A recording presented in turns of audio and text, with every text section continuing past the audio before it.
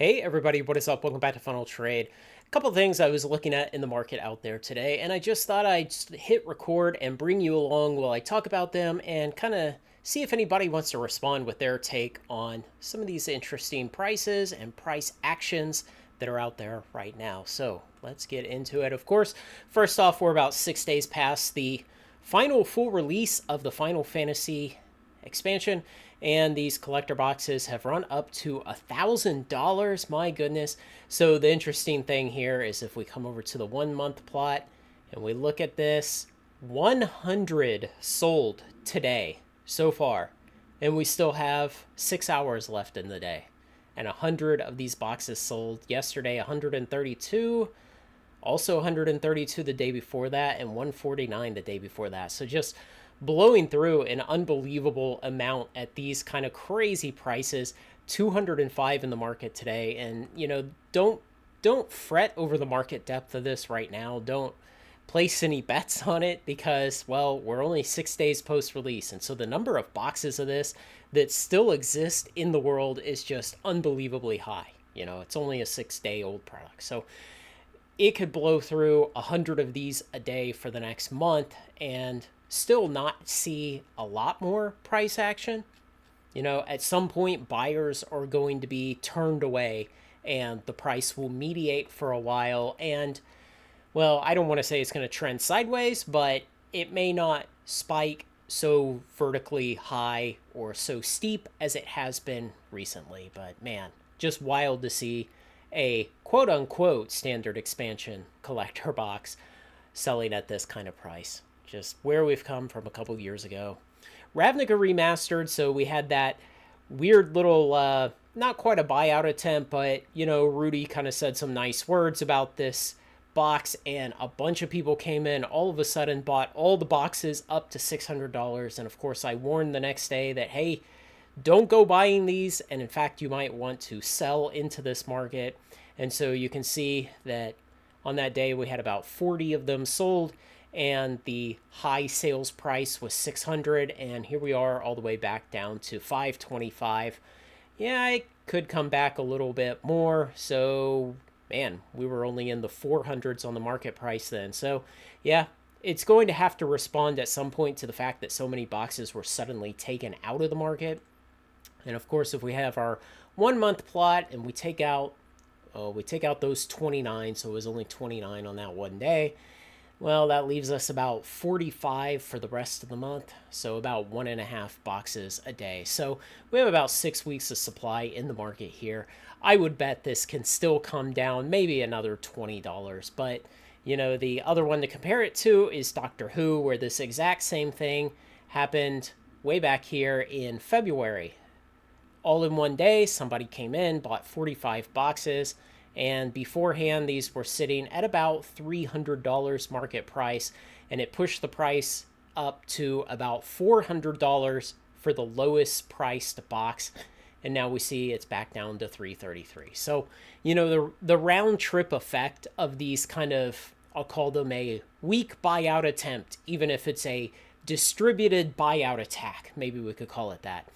The round trip effect is the price really only goes up a little bit after a few months, because again, this gets a lot of people to take notice and say, hey, a week ago these were $300 and today they're $400, and so they think, man, that's a really good, nice steep rise in a short time, and it encourages people to pull more boxes of these out of their closets and put them onto the market. So this is the same thing we've seen with the Ravnica Remastered and the Doctor Who boxes, and I would expect anything else where you see kind of a dedicated attack against it to buy out a ton of it and spike the price at once. Don't pile into that. So I guess that's what I'm trying to explain is it's a sucker's bet right after it's happened. Don't pile right in and follow on and buy at the high prices. Wilds of Eldraine, I put this up here, 585. It's interesting. It kind of made an attempt in the last couple of days. I saw some boxes back down about 550 again. Yeah, we see there yesterday one item sold at 550, and the day before that it was 600, and today it's selling at 600. So the cheap box is $5.85 right now. Now, what's really interesting about this, in the last month, it's only moved 18 boxes and there's 54 in the market. So, strictly just doing the arithmetic on that, there are 3 months of supply in the market and the gaps up are pretty steep. Get out here to 600 and then right up to 650 and a couple more boxes and you're at 690. So pretty steep if it gets there. But again, this goes back to something like I said with Final Fantasy. The price of the box gets too high and it just puts a damper on the interest in buying it. The demand goes down because the price gets high. And so this is the kind of thing where I really expect to see the price ascent of this box really slow down and for it to have a hard time getting much higher. I would bet by the end of the year, maybe the real optimistic bull case for this box would be something like 800 by the end of the year. So I don't expect this one to just keep flying up on the back of the low market depth because, well, the sell-through rate is already only 18 boxes a month. Moving on, Edge of Eternities. I'm just going to reiterate once again that as of today, I am still in the camp of not pre-ordering this, not buying it before release, and letting the curse of the hat sets have its effect and push the price down. I think this will be another one where a lot of people look at the flavor of it, see that it's a helmet set, and say, I just don't want to spend my money on the collector boxes.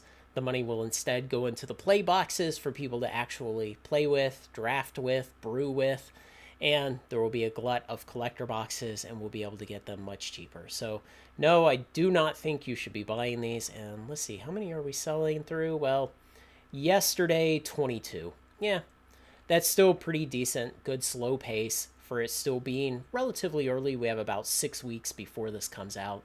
And like I said, as of now, I still plan not to pre-order this.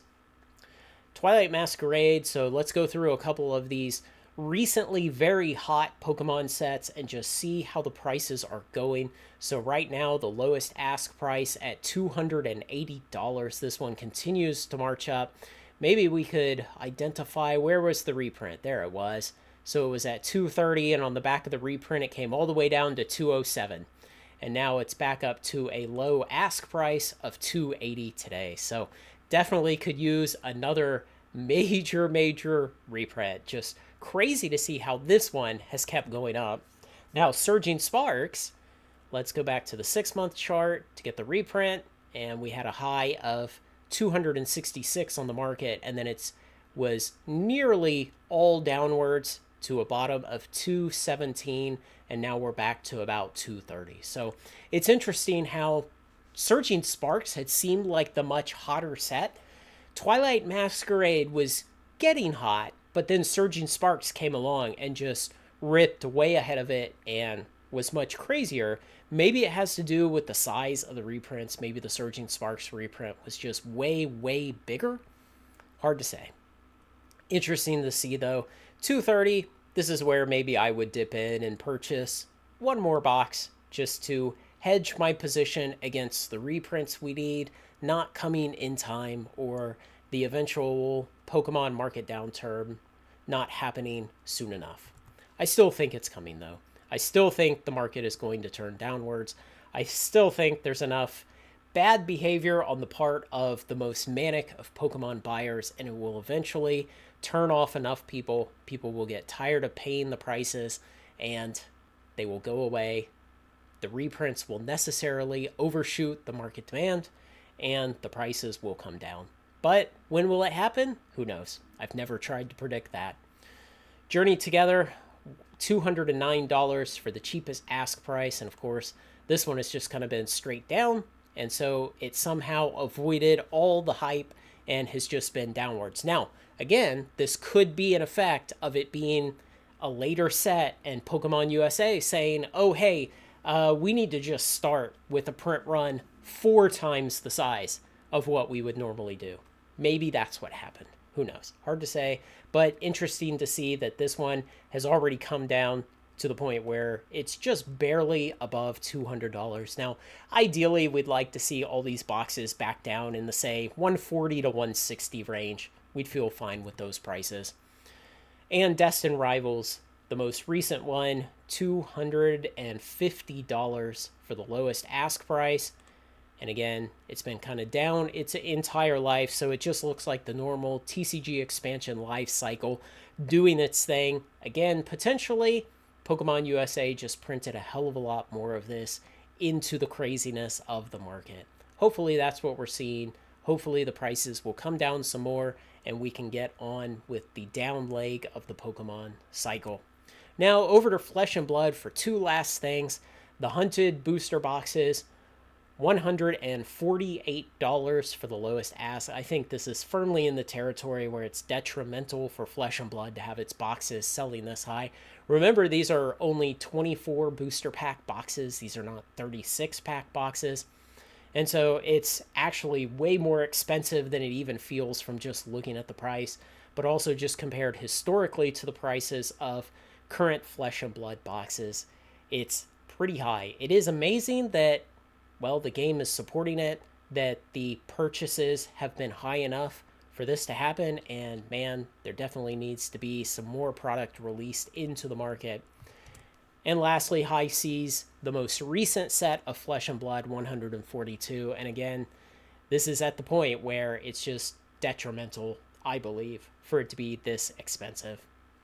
And I've said recently that, if Legend Story Studio could reprint and slowly release into the market and get these prices down to somewhere in the $80 to $100 range, I think that would be very healthy. It would allow them to do necessary price increases, and it would get all the boxes back to a point where all the players felt really good about the prices again. But $142 so recently after release, I think is detrimental. So those are the interesting things that I was seeing just looking out there at the market today.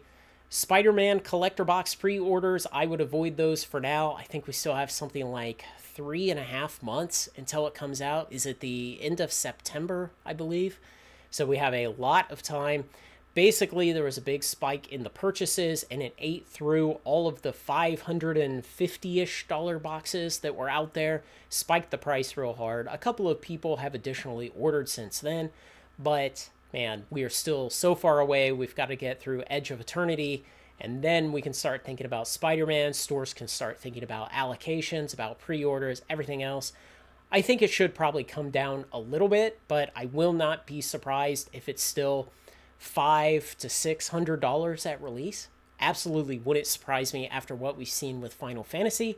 Yeah, I know Spider-Man's not nearly as big of an IP as Final Fantasy is, but it's still going to be pretty dang big. So don't be shocked if we're still looking above $500 for those boxes at release. And, I will take a first look at that at some point here for my patrons. So patrons, look out for that on Patreon.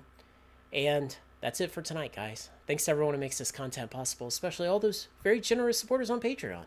Like, comment, share, and subscribe, and join me on Final Trade.